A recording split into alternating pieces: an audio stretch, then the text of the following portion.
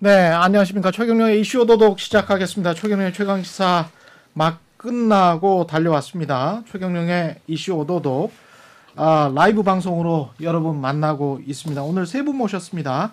가나다 순으로 소개해드리겠습니다. 신씨신데 가나다에서 제일 앞서셨습니다. 신인규 전 국민의힘 상무부대변인 나오셨습니다. 안녕하세요. 네, 안녕하세요. 신인규입니다. 예, 그리고 이은영 휴먼 앤 데이터 소장님 나오셨습니다. 예, 안녕하세요. 반갑습니다. 예, 임경빈 시사평론가 나오셨습니다. 안녕하세요. 임경빈입니다.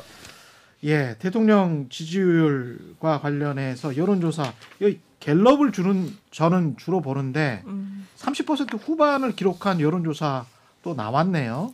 쿠키뉴스 의뢰로 데이터 리서치가 한 거. 이거는 좀 내용과 추이를 좀 알려주시면 좋겠습니다. 일단은 쿠키뉴스 데이터 리서치가 11월 27일, 28일 조사를 했고요. 긍정평가 37.7% 나와서 37%면 최근 들어서 가장 높은 가장 높은 거고 지난 조사 대비 1.6% 포인트 상승했는데 부정 평가도 지금 60.3%로 지금 이제 대통령 지지율 가장 큰 특징이 이제 조금씩 오르는 그런 느낌인데 부정 평가는 60% 아래로 떨어지지 않았다.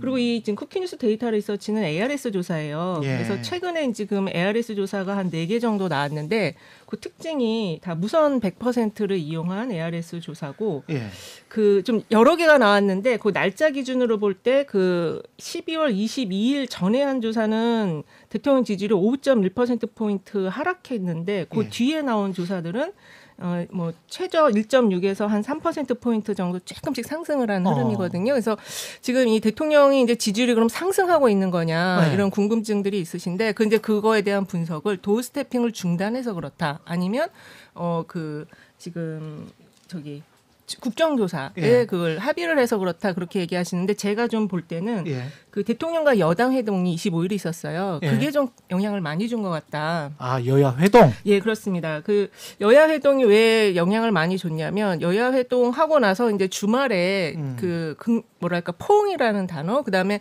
뭔가 이렇게 사적으로 화기애애한 그런 기사들이 많이 나왔었거든요. 그래서 국민들이 볼 때는 그 갈등 관계, 그 대야 어떤 갈등이 계속 지속되는 이 상황에서 그래도 뭔가 좀 대통령께서 좀 태도를 바꾸셨나? 여당과도 좀 소통하고 그다음에 좀 야당과도 소통하시려나? 이런 기대가 살짝 형성이 돼서 요 정도의 한 1에서 거의 1%에서 한 3% 포인트 이내에서 조금씩 올라갔다. 이렇게 볼 수 있을 것 같습니다. 근데 오차범위 내기 때문에 그리고 그렇죠. 이제 다른 조사랄지 갤럽이랄지 이런 거는 거의 평행선을 최근 20주 동안 달리고 있기 때문에 뭐라고 하기는 좀 뭐하네요. 이게 지금 ARS 조사여서 여기서도 보면은 이게 그 30% ARS는 그 전화 면접보다 조금 더 높았어요. 지금 그렇죠. 전체적으로 트렌드가. 그래서 이게 그 지금 전화 면접 조사가 이제 오늘하고 내일 나올 건데 그것도 좀 살펴봐야 된다. 근데 외교 랠리 속에서 이게 요 정도면은 그렇게 크게 상승하는 흐름은 아니다. 저는 그렇게 보고 있어요. 여당 입장에서는 어떻습니까? 이게 좀 상승하나라는 어떤 기대감이 있습니까? 아니면은 어떻게 보세요? 사실은 저도 이제 국민의힘 안에서는 이제 상당히 고무적이기도 하죠. 이렇게 지지율이 좀 오르는 추세라는 것은 상당히 고무적인데 지금 보면 요즘 여론조사는 좀 너무 이게 등락폭이 좀 큰 것 같아요. 회사들마다 많이 달라요. 너무 다르기도 하고 그래서 추세는 어쨌든 오르는 것이다 해서 고무적인 건데 저는 사실 좀 이런 부분에 대한 문제제기를 하고 싶은 것이 지금 여당이나 정부가 뭘 딱히 잘한 게 한번 이렇게 떠올려 보시면은 잘 기억은 안 납니다, 사실은. 근데 이것이 그러니까 전형적인 그 반사 이익형 지지율 상승인데요.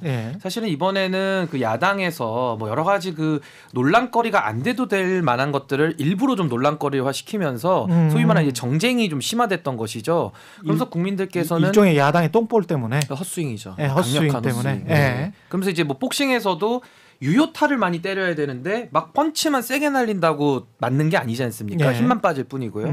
그래서 저는 이제 사실은 여당이나 정부가 잘한 것보다는 민주당의 그런 헛스윙 때문에 반사이익이 많았다는 것이고 이것이 바로 좀 약간 양당 체제에서 적대적 공생 관계에서 사실은 상대가 못할 때 반사이익을 받으면서 지지율이 올라가는 거에 좀 불과하다. 그래서 정부 여당도 여기에 고취되면 안 되고요. 좀 더 비전을 제시하고 좀 더 국민들에게 신뢰감을 주고 뭔가 원칙 있게 행동하면서 국민들의 적극적인 지지를 받아야 되는데 지금 저는 아무래도 좀 소극적인 그런 지지 아니냐 저는 이렇게 보고 있습니다. 임경빈 평론가는 지금 네. 소극적인 지지를 말씀해 주신 거를 좀 바꿔서 말하자면 사실은 부정평가가 이제 고정되어 가고 있다라는 점이 집권 여당 입장에서 굉장히 좀 부담스러운 측면일 것 같아요. 60%의 그 부정평가는 갤럽이건 이거건 다 똑같이 나오고 있는 거죠. 그렇습니다. 거의 네. 고정적이고 그리고 뭐 세부 조사를 하는 여론조사들을 좀 살펴보면 부정평가 내에서도 강경하게 부정평가를 하는 분들의 비율이 더 높다라는 게 좀 부담스러운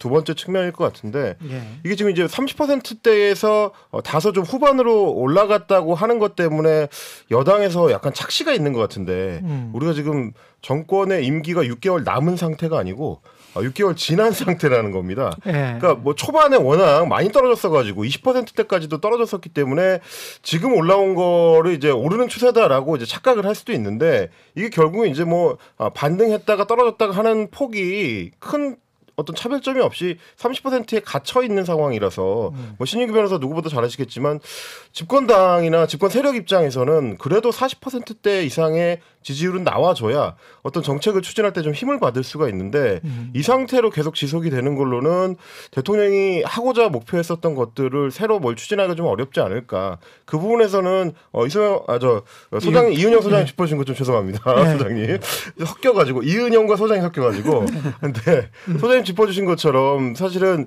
포용적인 모습을 대통령이 보여주는 게 그런 측면에서는 여러 가지로 좋겠다. 좀 그런 생각을 좀 하게 됩니다. 박스권에 갇혀 있다라는 분석은 맞습니까? 제가 보기에는 좀 그런 상황이고요. 지금 이게 이제 ARS 조사가 지금 특히 이제 27, 28일 조사됐던 두 개 조사가 37% 정도 나왔어요. 37, 8% 나와서 그래서 이게 지금 40%에 근접하고 있는 거 아니냐 이렇게 생각하실 수도 있는데 좀 약간 일시적인 상승일 수도 있고 ARS의 특성상의 상승일 수도 있고 고관 예측이 조금 더 많이 이제 응답을 해서 올라갔을 수도 있고 지금 신 변호사님 말씀하신 것처럼 부정적인 반사 효과. 아까는 27일 날 유튜브 채널이 그 한동훈 장관 집 방문한 더 탐사. 더 탐사. 그 이후에 조사가 딱 진행이 됐거든요. 그래서 그 영향이 오히려 대통령에게 약간 그 힘을 실어주는 약간 긍정평가를 올리는 그런 요인이었을 수도 있다 이렇게 볼 수 있습니다. 저는 이런 말씀 좀 드리고 싶은 게 사실 정부 여당이 지지율 관리가 되게 중요하잖아요. 그러려면 중도층을 자꾸 더 외연 확대를 시켜야 되는 게 첫 번째고 두 번째는 이슈를 주도를 해야 됩니다. 그러니까 여당에서 이슈를 끌고 가야 되는데 지금은 이슈 주도권이 거의 상실된 상태에서 사실은 야당의 공격 막는 거 지금 그거에 급급하다는 게 조금 안타깝고 하나 또 이미지입니다. 이미지가 사실은 이제 어떻게 고착화되느냐가 초반에 상당히 중요한데 상당히 좀 초반에는 좀 원칙 없이 행동했던 것들이 국민들의 좀 비판을 받았던 점이 좀 약재고요. 저는 도어 스태핑 같은 경우는 하나 예를 들어보면 도어 스태핑을 중단했기 때문에 대통령의 실수가 안 나오지 않습니까? 지지율이 당연히 올라가죠. 근데 장기적으로 보면 어떤 문제에 봉착하냐면은 용산 이전이라는 것이 소통을 강화하겠다 하면서 그걸로 지지율을 받아놨던 것인데 그럼 약속 위반 아니냐 이러면서 장기적으로는 지지율이 또 빠질 가능성이 있단 말입니다. 처음에는 50% 넘게 올라갔었어요. 그렇죠. 5월. 그게 도어스태핑 효과였죠. 그렇죠. 이게 좀 이벤트별로 그러니까 매주 진행되는 여론조사만 보면 그 해당 주에 있었던 이슈나 이벤트에 따라서 변동폭이 큰 것처럼 보일 수가 있는데 제가 이제 문재인 정부 시절을 비교해서 말씀을 좀 드려보자면 사실은 큰 틀의 정부가 가고자 하는 어떤 방향성이나 큰 정책들이 굉장히 중요한 요소로 중장기적으로는 영향을 미칩니다. 예를 들면 문재인 정부 초반에 있었던 북한과의 어떤 화해 협력 쪽에 이제 집중된 정책들이 효과를 발휘하면서 심지어 대통령 지지율이 80%대까지도 올라갔었던 그런 전력이 있다가 그 정책이 결국 이제 하노이 회담 불발 이후에 급전직하는 흐름을 또 보이고요. 그 뒤에는 다시 이제 대일본 정책과 관련해서 일본의 무역 보복에 대해서 어떻게 대응할 것인가. 그때는 또 이제 큰 틀에서 상승하는 기류를 보이다가 또 그 뒤에 소위 말하는 뭐 조국 사태를 전후한 시기 그 뒤로는 또 이제 또 급전직하는 양상을 보이고. 그러니까 이게 매주만 여론조사를 보게 되면 그 주에 있었던 작은 이벤트들이 굉장히 중요해 보이고 큰 것처럼 보이지만 결국은 신인규 변호사 짚어주신 것처럼 정부가 가고자 하는 방향성이 얼마나 국민들한테 설득력 있게 다가가느냐 그 정책적 효용성을 보여주느냐에 따라서 중장기적인 흐름을 만들어내는 데 있어서는 전혀 다른 맥락이 만들어진다. 그걸 좀 정부가 좀 알아야 될 필요가 있지 않나 싶습니다. 큰 이벤트나 큰 사건이 굉장히 중요하겠네요. 그렇습니다. 그러니까 이 대목에서 사실 이제 대통령의 그 지지율 6개월 분석을 한번 종합적으로 해볼 필요가 있어요. 같아요. 지금 말씀하신 것처럼 이 초반에 너무 지금 낮은 지지율로 떨어져가지고 여기서 이제 올라오려고 발버둥을 치고 있는데 기본적으로 지금 대통령이 이슈를 주도하는 가장 중요한 시기가 임기 후 6개월이거든요. 근데 여기서 주도력을 확보하지 못했고 가장 큰 문제는 국가 운영의 비전을 만들어내지 못했다는 게 가장 결정적인 지금 낮은 지지율의 이유고요. 그리고 부정평가 이유가 대부분 세 가지 정도로 집약이 돼요. 대통령실 이전, 그 다음에 대통령의 인사, 그다음에 이제 대통령의 외교 플러스 그 안에서 그 여사님의 어떤 행보가 같이 이제 맞물려 들어가는 이게 세 가지인데 결국 종합적으로 대통령이 조금 자질이 부족한 거 아니냐. 지금 국민들의 그 현재 30% 중반이든 초반이든 요 지지율의 내용은 프레지던시 대통령이 좀 자질이 부족하거나 좀 무능한 것 같다. 근데 이 무능 프레임은 당장은 대통령을 어떻게 끌어내리자라든지 아니면 대통령을 더 잘하게 밀어주자 뭐 이런 것보다는 그 중장기적으로 볼 때 좀 대통령이 정말 잘할 수 있을까라는 기대감을 저하시킨다라는 게 더 큰 그 요인이라고 볼 수 있을 것 같아요. 근데 저 여당에게 좀 물어보고 싶은 게 자질부족이나 이제 무능이라는 게 6개월 만에 이렇게 좀 고착화되는 이미지로 나오면 이건 나중에 이제 신뢰 문제가 있거든요. 정책도 그렇고 뭘 풀어갈 때 이제 결국은 대통령은 프로블럼 솔버 문제 해결사여야 하는데 여야 사이에서 문제를 많이 일으킨 적은 있는데 문제를 해결한 적은 지금 없으세요. 그래서 그게 나중에 총선 가면 상당히 힘들 것 같은데 이런 식의 이미지가 고착이 되면 걱정 안 합니까?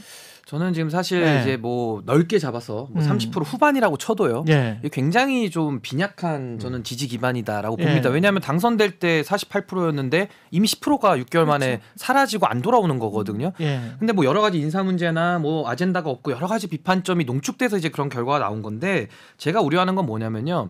결국 집권 여당이라는 것은 국정 운영에 무한 책임을 부담하는 주체입니다. 결국 국가가 어려워지면 결국 정권에 대해서 국민들은 돌을 던질 수밖에 없거든요. 예. 그렇다면은 이 35%를 가지고서 앞으로도 지금 뭐 화물연대 파업이나 뭐 서울 지하철 노조 파업은 오늘 타결은 됐습니다만은 앞으로도 이런 사회 갈등들 못 살겠다가 막 분출돼 나올 텐데 이걸 이제 어떻게 방어해 나갈 것이냐라는 이제 그 지지 기반이 굉장히 취약하다라는 게 첫 번째 문제고요. 그렇죠. 저는 또 하나는 이 대통령의 역할에 대해서 조금 고민을 해야 된다. 그러니까 아무래도 정치 신인이다 보니까 좀 대통령으로서 준비가 많이 부족하다는 비판은 당연히 감수해야 되는 것인데 예. 예를 들면 어제도 그 대통령께서 그 발언을 하실 때 노사의 불법 관계, 불법 행위에 대해서 엄단하겠다. 아니 저는 그런 메시지도 할 수 있다고 보는데 예. 그 메시지만 나가서는 안 된다는 겁니다. 예를 들면 그런 엄단하겠다라는 메시지는 노동부 장관이나 국토부 장관이 하면 되거든요. 그러니까. 근데 이제 그 예. 메시지만 대통령께서 내실 때는 예. 이제 장관들도 운신의 폭이 없고 그냥 거기 메어버리는 겁니다. 그러면 강대강으로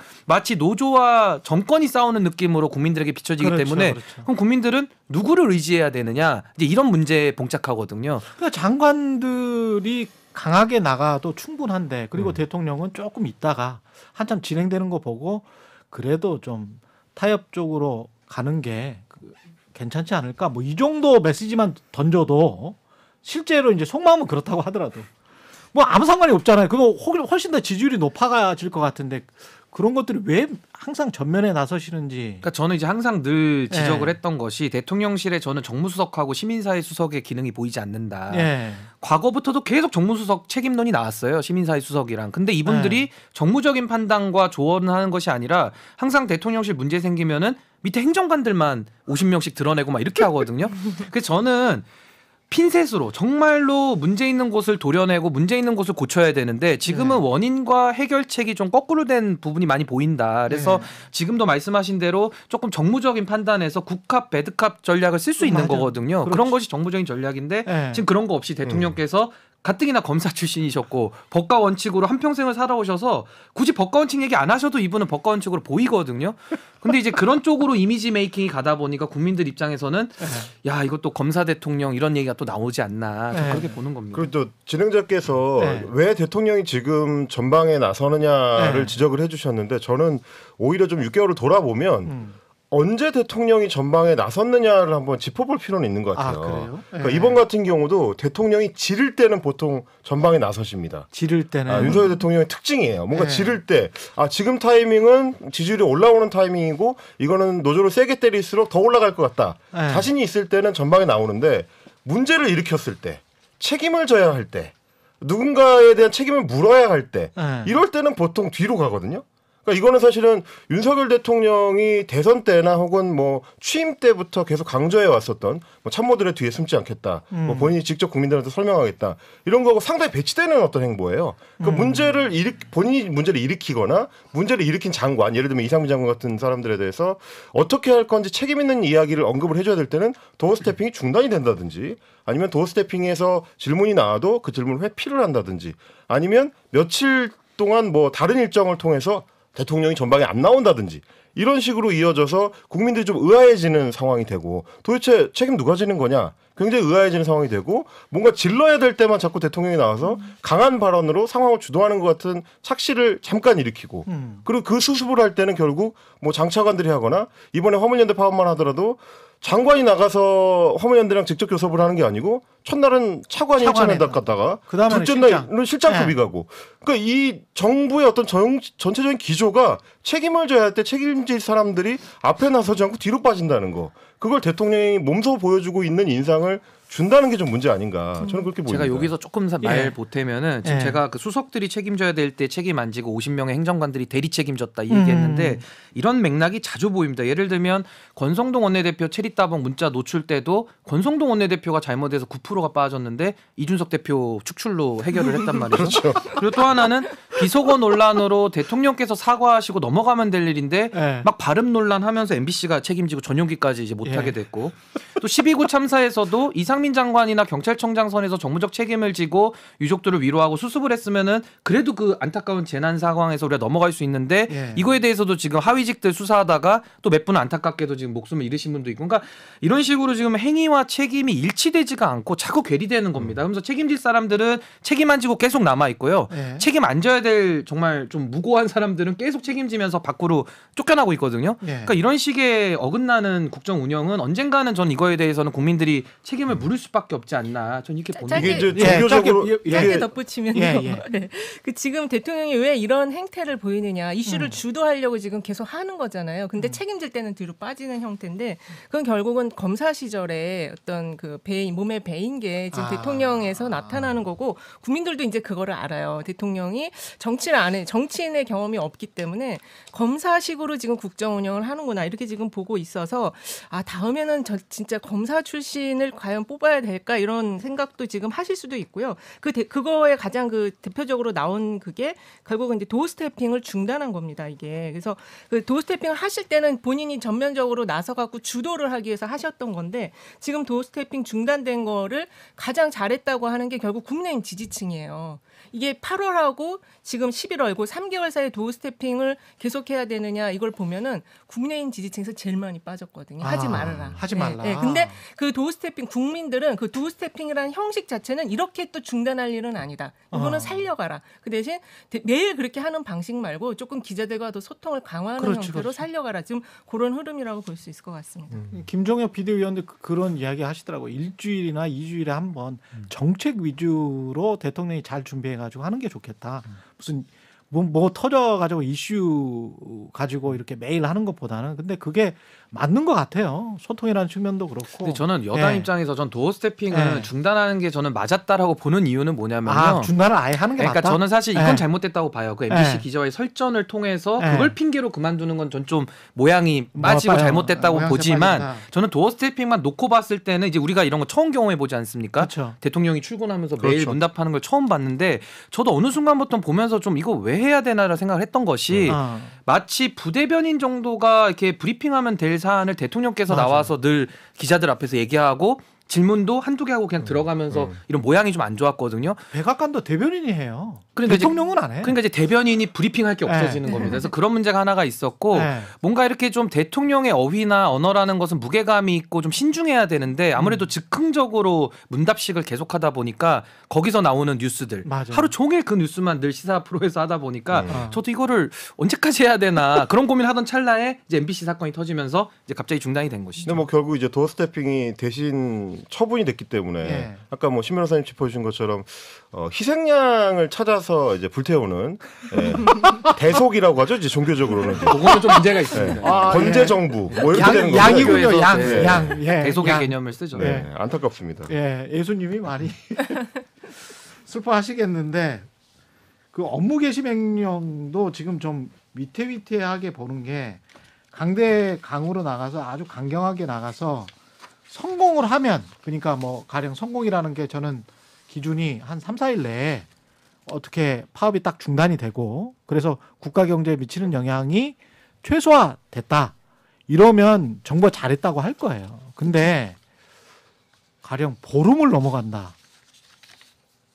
이러면 이게 지금 너무 강하게 나와서 그다음에 그 전에 뭐 한 6개월 동안 협상 안 하다가 갑자기 협상하면서 그냥 이렇게 나가버려서 이렇게 된 거 아니야? 이러면서 또 정부 이야기를 할 수밖에 없을 것 같단 말이죠. 이게 지금 잘한 선택인지 조금 좀 불안하긴 한데 어떻게 보십니까?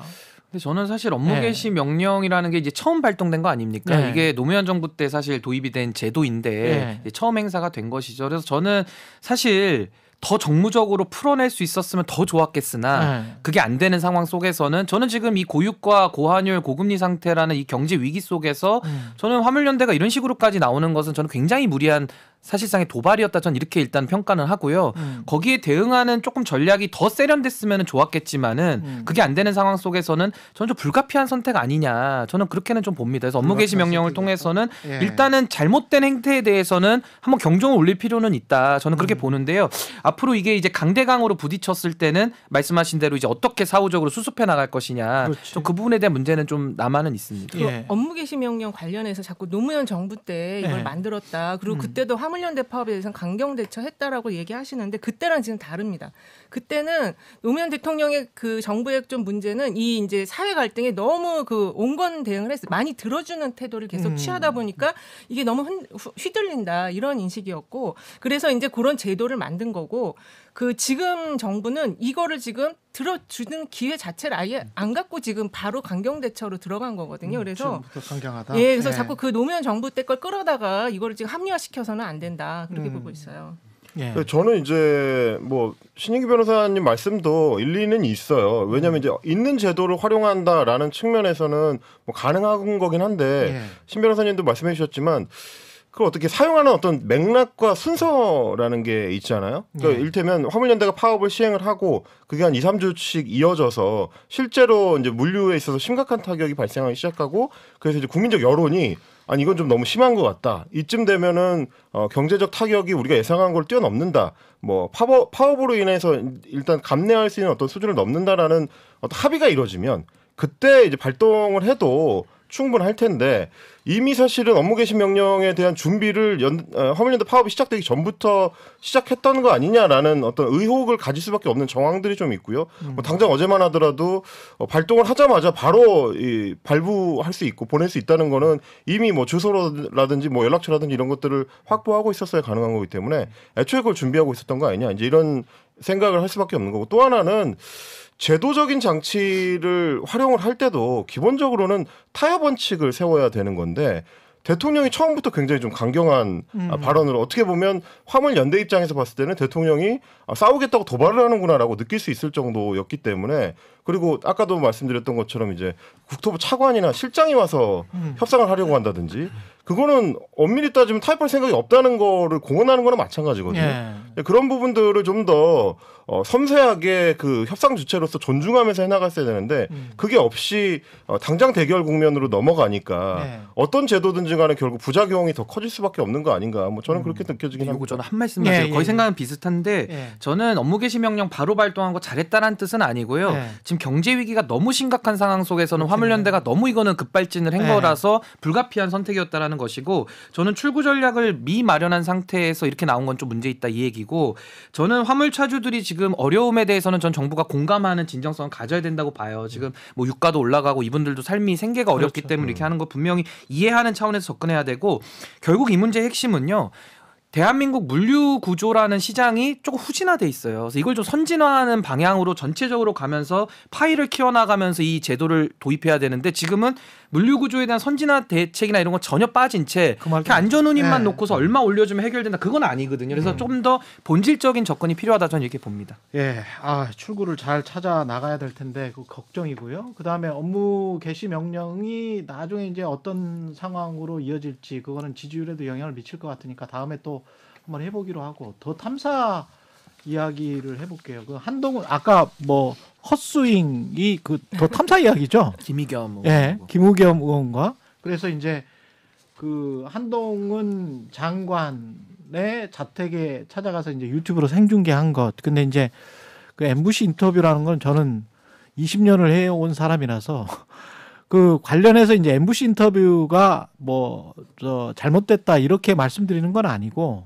그거를 방송 기자가 할 때는 어떤 그게 사람들한테 어떻게 받아들여질까를 굉장히 계산을 해서 하거든요. 사실은 MBC 인터뷰를 할 때. 그래서 본인이 오만하게 느껴지거나 방송 기자가 아니면 그 인터뷰이가 불쌍하게 느껴지면 그건 안 해요.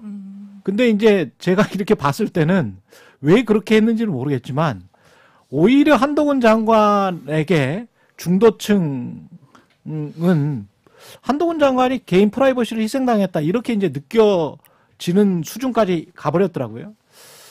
그렇게 되니까 이제 여기에 어떤 지지율에 영향을 미친 거 아닌가? 뭐 이런 생각도 들고 어떻게 보십니까? 저도 이제 그 네. 지금 탐사 시장이 네. 탐사보도 시장이 상당히 굉장히 치열하고 죄송합니다.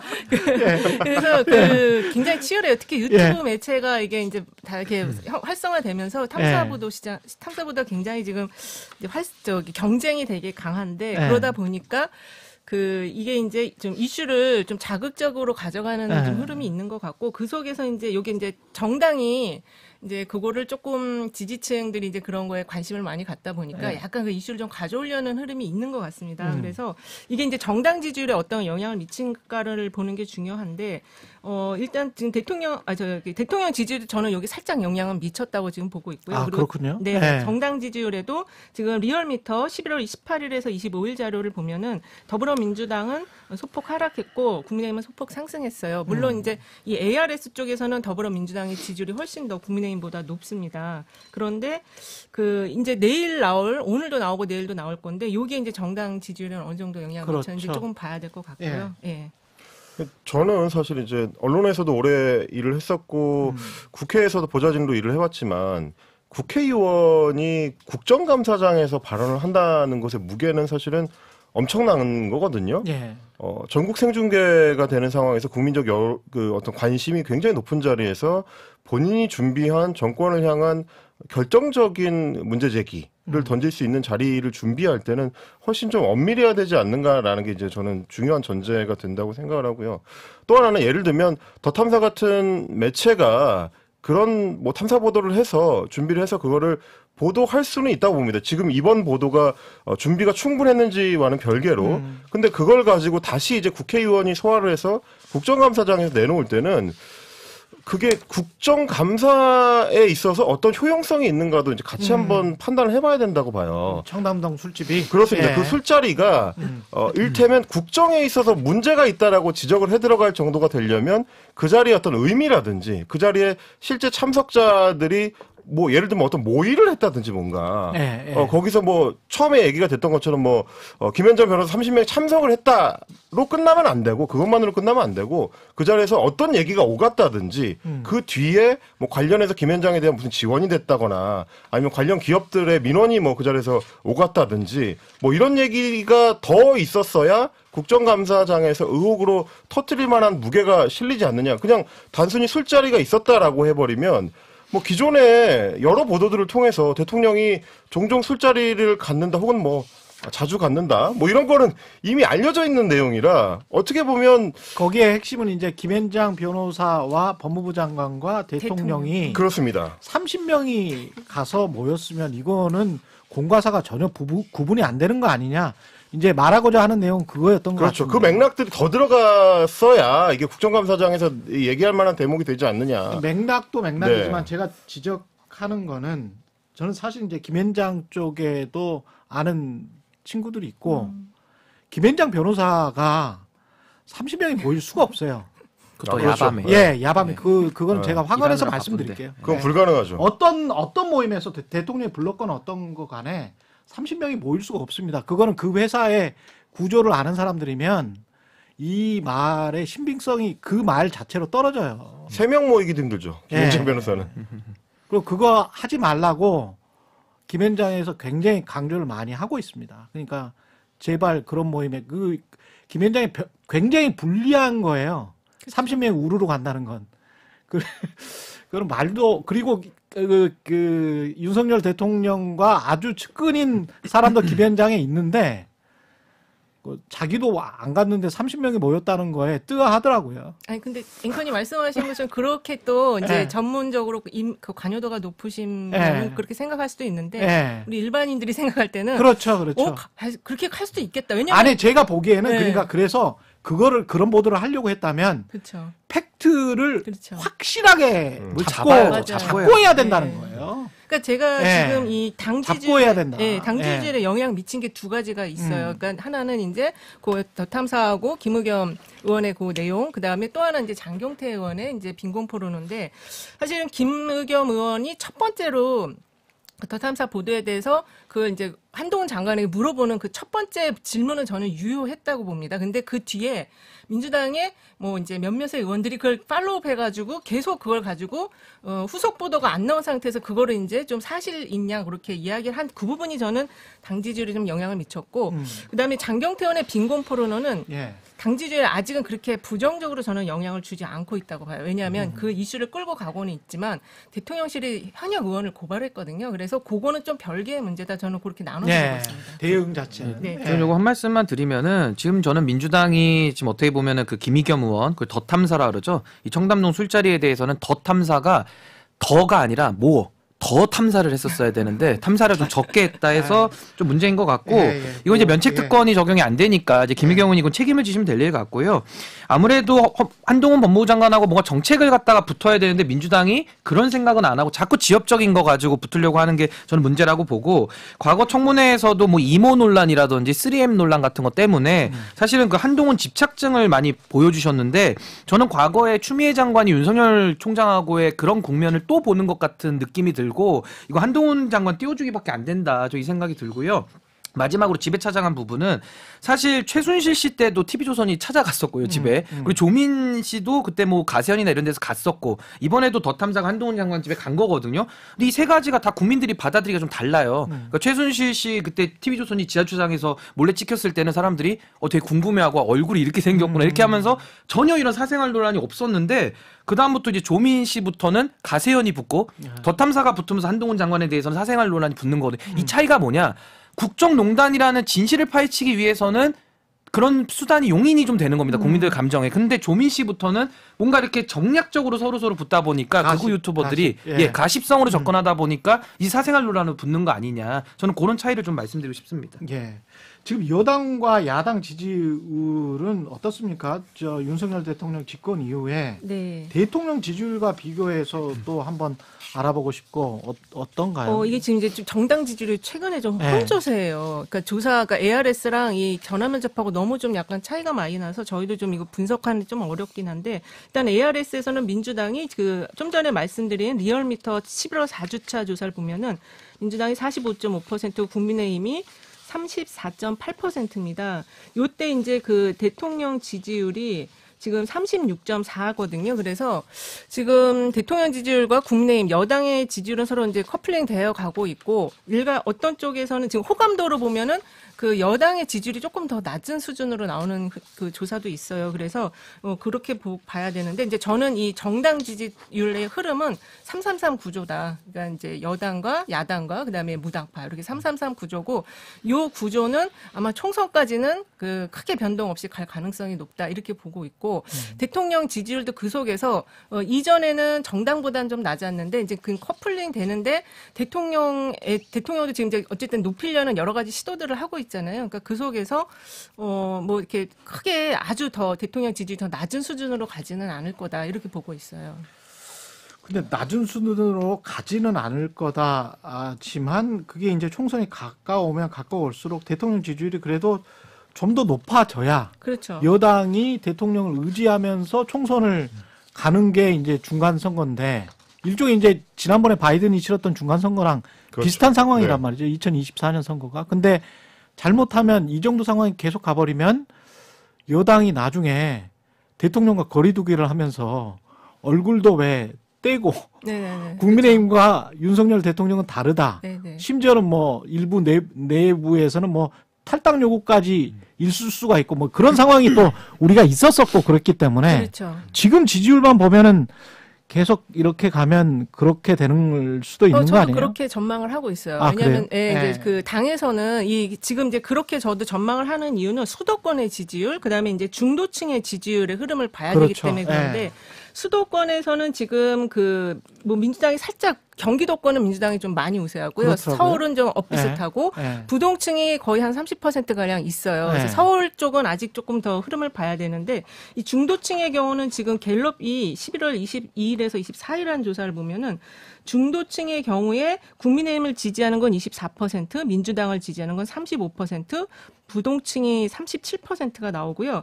정치의 저관여층, 그러니까 별로 관심이 없다. 요층도 보면 국민의힘은 29%, 민주당 31%, 부동층이 37 나와서 일단 중도층은 좀 민주당으로 많이 좀 기울어져 있는 상태다.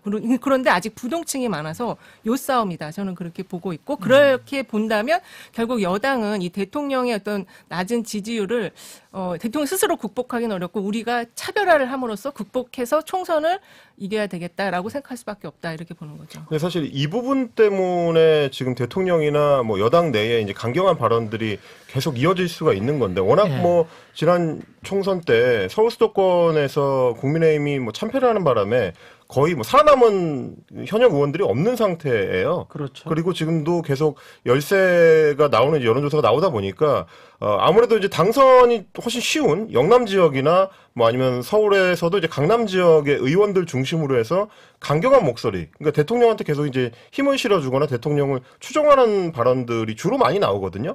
뭐 최근 들어서만 하더라도 뭐 강남권에 뭐 박성중 의원이라든지 아니면 뭐 TK 쪽의 의원들 같은 경우는 굉장히 좀 친윤계 쪽에 기울어서 강한 발언들이 나오는 게 거기는 사실 대통령의 어떤 윤심을 얻어서 공천만 받을 수 있으면 다음 총선 때도 당 지지율이 뭐 30%라도 대통령 지지율이 30%라도 당선되는데 큰 어려움이 없으니까 공천에 주목적으로 두고 있는 건데 반면에 다른 서울 수도권의 이제 당외 원외 당협위원장들의 이런 분들 같은 경우는 목소리를 못 내거나 뭐 지금 그냥 이제 뒷편에 이제 물러나 있는 경우들이 많은 것도 결국은 일종의 이익 관계에 있어서는 좀 차별이 있기 때문에 그게 결국은 당내에 강경 목소리를 더 키우는 어떤 반작용으로 돌아오는 거 아닌가 좀 그런 좀 그런 걱정이 되는 의미에서는 겁니다. 유승민과 이준석의 공간 우리가 축구를 말할 때 이 공간이 열린다. 예, 우측 사이드가 이렇게 열리는 거 아닙니까? 근데 이제 축구를 할 때는 앵커님 말씀이 맞고 전통적인 분석은 맞지만은 지금 국민의힘은 축구를 하는 게 아니고요. 아, 풋살하고 있습니다. 풋살. 풋살하고 조그만한 운동장에서 그 골대 조그만한 거 있죠. 그렇죠. 지금 그거 하고 있기 때문에 4대4 축구처럼 정도 하고 있죠 지금. 뭐 네. 유승민 운동장, 이준석 운동장, 뭐 신인규 운동장 이런 거 없습니다. 운동장이 적구나. 저기 그 자체가. 콜라인 밖에 나가 있으라고 아, 이런 네. 상황이기 때문에 골라인 밖에나. 좀 과거 분석하고 좀 다르고요. 지금 그 문제가 뭐냐면은 네. 양당 대립형 정치 구도가 너무 고착화됐어요. 그렇죠. 그래서 이거를 지금 당내에서 깰 만한 동력이 없다는 게 첫 번째가 있고 두 번째는 과거에는 초대선 의원들이 뭐 수요 모임도 만들고 뭐 네. 국민 그 생각들을 많이 전달하겠다 하면서 막 그 쇄신적 목소리를 냈거든요. 지금 국민의힘에서 초대선 중에 쇄신적 목소리 내는 사람 없습니다. 없어요. 안 낼 겁니다. 그래요? 저는 그거 확신하고요. 이분들이 네. 왜 그러냐면 수도권원이 없는 것도 있지만은 지금 현재 초재선 의원들의 공천이요. 황교안 대표 시절에 이루어졌기 때문에 이분들이 그렇게 혁신적으로 들어오신 분들이 아니에요. 그래서 저는 이분들이 저는 과감한 개혁의 목소리 못 낸다고 보고요. 예. 결국 이렇게 되면 어떻게 될 거냐면은 저는 대통령 지지율이 지지층만 보고 가기 때문에 거의 20-30%에서 그대로 간다고 봅니다. 예. 그리고 당 지지율도 거기 비슷하게 따라갈 거예요. 그러면은 그 30%의 지지층만 보고 전 총선을 치른다고 보고요. 대전략 차원에서 과반을 차지하겠다라고 만약에 의도를 하면 지금 말씀하신 대로 혁신도 하고 그렇죠, 변화도 그렇죠. 하겠지만 그 전략이 아니고 그냥 우리 100석만이라도 할 거야. 그리고 지금 수준? 개헌 저지선만 확보하고 네. 어떻게든 내가 재선이 되고 3선이 되는 게 더 중요해라고 판단하는 순간 저는 전략적인 대전환이 일어나면서 저는 중도 앞으로 더 안 할 가능성이 더 높다. 그래서 저는 이대로 더 갈 그래요? 것이다. 저는 이렇게 봅니다. 그 지금 운동장이 좁다는 시각에서 이런 지금 말이 나오는 거고요. 와. 운동장은 넓어요. 네. 넓고 문제는 뭐냐면 당신과 민심이 지금 괴리가 되어 있는데 지금 그 작은 운동장의 주장이 지금 윤핵관이라는 거예요. 그래서 네. 사실은 문제는 그 넓은 운동장을 향해서 당에 있는 그 주장들 말고 선수들이 뛰어나가야 된다. 저는 그 이야기를 지적하고 싶고 그렇지 않고 지금 이 시각을 가지고 우리는 개헌 저지선만 확보하겠다고 하면 이제 국정 후반부는 없습니다. 그냥 민주당이 계속 주도권을 가져가는 지형이 펼쳐질 거다. 이렇게 근데 이게 왜 그러 이 말씀만 정말, 드리면 왜 그러냐면 대통령께서도 지금 계속 당무 전당대회 시기부터 해서 누구 된다 안 된다 계속 이러고 있지 않습니까? 네.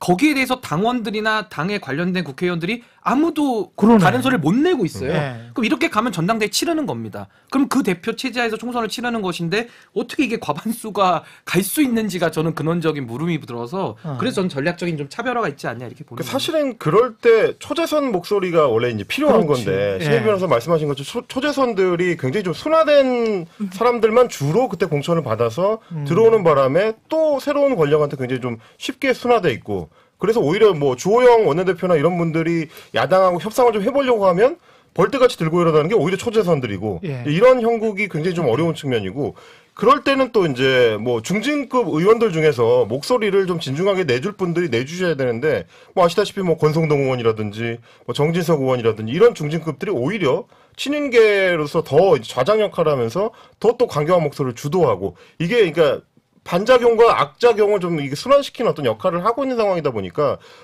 뭐 이게 소장님 짚어주신 것처럼 운동장은 애초에 넓죠. 우리가 뭐 넓게 쓰는 운동장인데 문제는 여당 의원들이 좁은 코트를 쓰는 걸로 착각하고 있다는 거.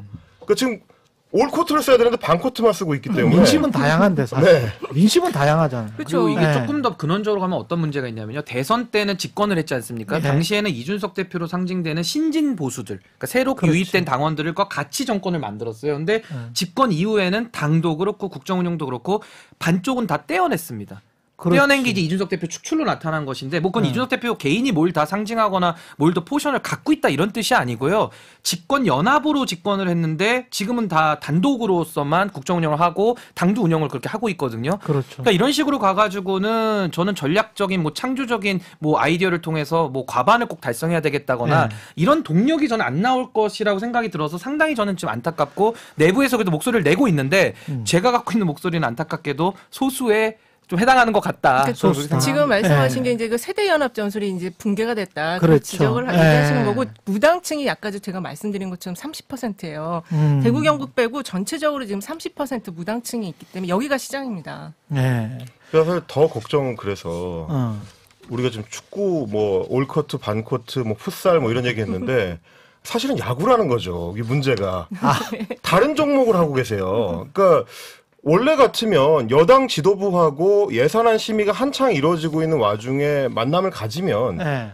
그 자리에서 만찬장이라고 하더라도 뭐 예산안 심의에서 우리가 뭘 내줘야 될지를 정부와 여당이 좀 협의를 하고 네. 뭘 꼭 가져야 될지를 협의를 하고 이게 자연스러운 거고 국정조사를 앞두고 있으니까 그렇지. 국정조사에는 어떤 전략을 가지고 우리 임해야 될지 어떤 부분을 유가족들과 이제 피해자들을 위해서 꼭 좀 밝혀서 해야 될지를 협의를 해야 되는데 그 얘기는 여당 지도부하고 할 때 안 나오고 뉴스가 없더라고요. 여당 네. 지도부하고 얘기할 때는 주로 이제 사우디 빈살만 왕세자 왔을 때 대통령이 어떤 농담을 했다. 땅콩 얘기. 예, 뭐 맥주에 땅콩 먹었다. 땅콩만 뭐, 먹었다. 네. 네. 써니는 뭐 5시 다른 데 보냈었다. 뭐 이런 예. 얘기들만 주로 나오고 오히려 중요한 얘기는 그 전에 있었던 뭐 친윤계 사인방과의 이제 부부 동반 만찬에서 앞으로 전당대회를 어떻게 교통정리를 할 것이다. 이런 얘기가 오갔다는 얘기가 나오고 그 뒤로 2말 3초 전당대회 얘기가 나오고 그러니까 중요한 얘기는 결국은 공식적인 지도부하고의 협의를 통해서 하는 게 아니라 친윤계 몇몇하고만 한다는 거. 이거는 제가 말씀드린 것처럼 국민들은 야구를 한다고 정치를 생각했는데 지금 자기들은 축구를 하고 있어요. 네, 전혀 다른 종목을 풋살을. 뛰고 있는 거죠. 유승민 의원은 나옵니까 안 나옵니까? 뭐 글쎄요. 유승민 의원이 지금까지 네. 뭐 대표 나가겠다고 말은 안 했는데 네. 행동은 좀 대표 나갈 것처럼은 보이는 건 사실입니다. 아 그래요? 네, 근데 저는 좀 상황을 좀 볼 것 같아요. 뭔가 좀 룰을 또 바꾼다거나 좀 더 이제 유승민 전 의원이 당선되지 못하는 구조로 더 간다면은 네. 그럼 저는 대표 출마 안 할 가능성도 있다 이렇게 봅니다. 7대3에서 9대1로 바꿔버리면 뭐 9대1 얘기 나오는데 뭐 네. 저는 그냥 9대1 할 거면은 그냥 시원하게 정의당 스타일로 그냥 10대 100%. 빵으로 하는 게 더 낫지 네. 않겠나. 뭐 9대1은 좀 궁색하지 않습니까? 네. 네, 뭐 그런 생각도 좀 해봅니다. 9.5 대 0.5. 할 거면 시원하게. 네. 그냥. 네. 7대3으로 그냥 유지를 하면 될 가능성은 있어요? 가능성은 있죠. 왜냐면 구도적으로는 아, 이제 그래도- 소위 친윤 호소 후보 및 친윤 후보들이 갈라질 수 있기 때문에 7대3이어도 7대3이면 가능성은 있죠. 저도 있다고 보는데 아, 그래요? 왜냐하면 최근에 국민의힘 네. 지지층과 영남권에서 유승민 의원 지지가 좀 더 상승했어요. 아 그래요? 네. 용남권에서 네네. 그러니까 아무리 그거 허용하지 당원들이라도 않을 일반 여론하고 완전히 달라지는 전혀 다른 방식으로 가지는 않을 거기 때문에 예. 그 뭐 당원들 내에서도 뭐 연성 지지층이 있고 강성 지지층이 있을 수가 있는 거라서 7대 3으로 가면은 충분히 저도 가능성이 있다고 봅니다. 그러니까 만약에 이번에도 이준석 지난번에 이제 뭐 여당에서는 할 말 많겠습니다만은 지금 배제라고 보는 국민 분위기잖아요. 배제. 유승민도 배제해버리면 진짜로 총선은 그렇게 가는 거예요? 그러니까 과거의 자유한국당 시즌 2가 되는 거죠. 네.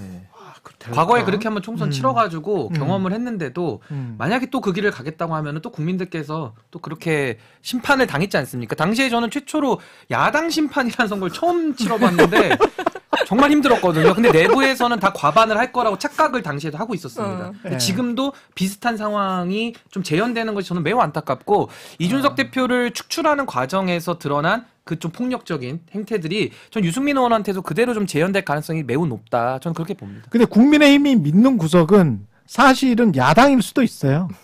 그것도 예. 맞는 부분인 것 같습니다. 야당일 수도 있어. 왜냐하면 민주당이 헛스윙을 덜 해야 되고 차곡차곡 또 득점을 해야 되는데 대통령하고 똑같아요, 사실은. 대통령실도 득점을 지금 제일 잘 못하고 있고 헛스윙을 해가지고 계속 마이너스가 되고 있는 상황이었거든요.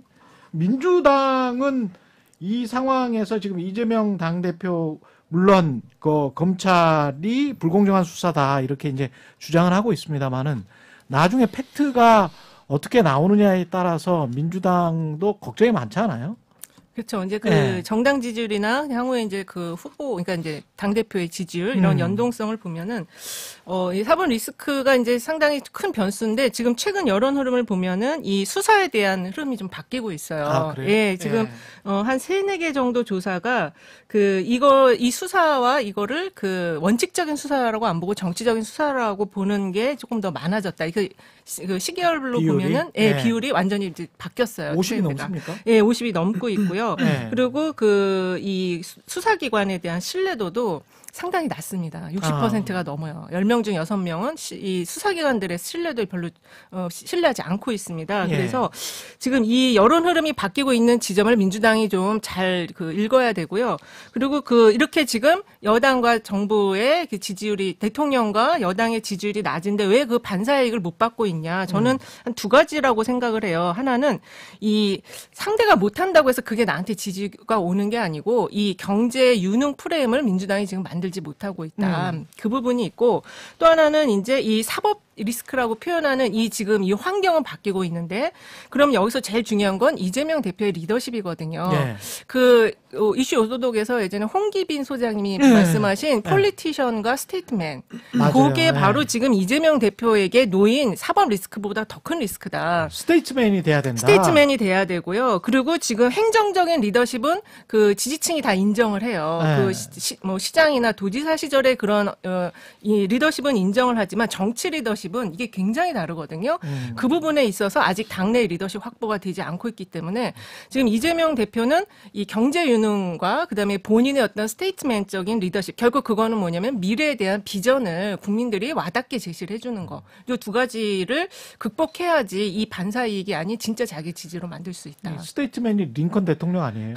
아, 그렇죠. 예, 네. 링컨 대통령처럼 뭐 잔인하게 보이지만 예, 선을 위해서 그 잔인한 수법까지 동원한. 그렇죠. 예. 홍기빈 소장님은 DJ도 스테이트맨 리더십이라고 그렇죠, 얘기했어요. 그렇죠. 네. 예, DJP 연합이 있었으니까. 이제 예. 저는 이제 소장님 말씀에 한마디 얹자면 이게 이제 사법 리스크라고 하는 게 검찰이 이재명 대표를 겨냥해서 수사를 하기 때문에 거기서 오는 어떤 불안일 수도 있지만 또 한 가지는 지금 이 여론 지형이 바뀌고 있다는 점을 지적해 주신 것처럼 진실은 하나이기 때문에 결국은 이재명 대표나 혹은 민주당이 너무 이 사법적인 부분을 방어하는데 매몰돼서 다른 부분들을 못 챙기고 있다라는 이미지. 맞아요. 이게 예. 굉장히 중요한 문제인 것 같아요. 지금 이제 뭐 예산안 관련해서도 그렇고 국정조사 관련해서도 그렇고 야당이 역할을 해줘야 되는 타이밍에 자꾸 뭐 정진상 뭐 실장의 어떤 법률적인 부분들을 하나하나 다 반박을 한다든지 뭐 김용 민정부원 부원장 전 부원장에 대해서도 하나하나 다 반박을 한다든지 저기에 지금 야당이 집중해야 될 때인가라는 생각을 하시는 분들이 많을 거예요. 왜냐하면 결국 그게 법률적으로 문제가 없는 거라면 뭐 공판 과정을 통해서 혹은 뭐 수사 과정을 통해서 조금씩 드러날 거라서 그거는 국민들한테 믿고 맡기고 야당이 집중해야 되는 거는 이제 국정에 있어서 어떻게 대안을 보여줄 것인가 하는 지점이라서 너무 사법적인 부분에 매몰되는 모습을 보여주면 대안 세력으로서 힘을 갖추기가 좀 어렵다. 그 부분을 좀 이재명 대표나 민주당이 좀 인식할 필요가 있지 않나 싶습니다. 예.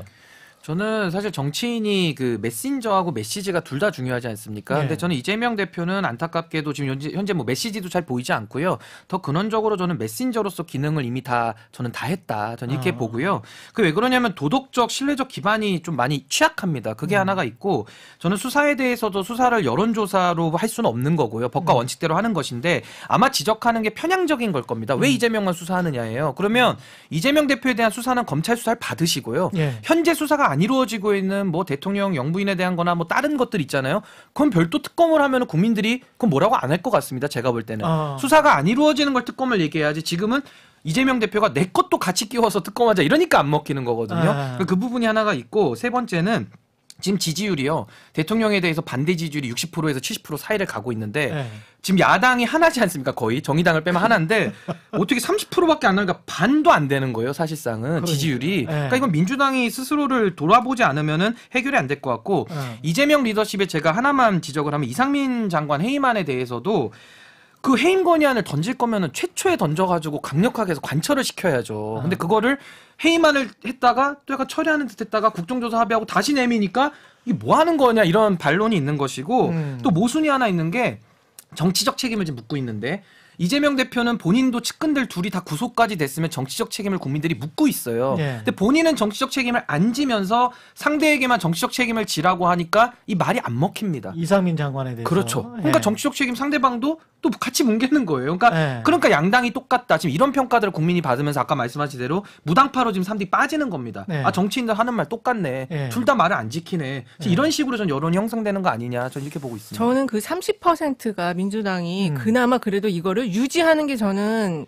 잘하고 있는 거라고 생각을 하고 있어요. 왜냐하면 이제 아직 선거가 멀리 남았기 때문에 이 무당층이 움직이거나 플러스 알파가 붙는 거는 선거 이슈가 이제 가까워졌을 때 붙는 거거든요. 그래서 이게 와해되지 않는 게 가장 지금 중요한 포인트라고 중요하다. 보고 있고 좀 전에 이제 이재명 리더십을 도덕적이고 신뢰적인 면에서 좀 취약하다라고 얘기하셨는데 그거는 아마 민주당 지지층은 동의 안 할 거예요. 왜냐하면 지금 수사 상황을 보면은 거의 한 개 검찰청이 한 사람을 지금 털고 있는 상황이거든요. 그래서 그 부분은 동의하지 않고 이런 속에서 그 제가 민주당에게 조언을 한다면 단계론적인 사고를 하면 안 된다. 그 지금 말씀하신 그 해임 건의안도 뭐 여러 가지 논의가 있겠지만 행동을 할 때는 단계론적으로 가면 국민들이나 대중이 볼 때는 안 하려고 하는구나 이렇게 인식될 수가 있거든요.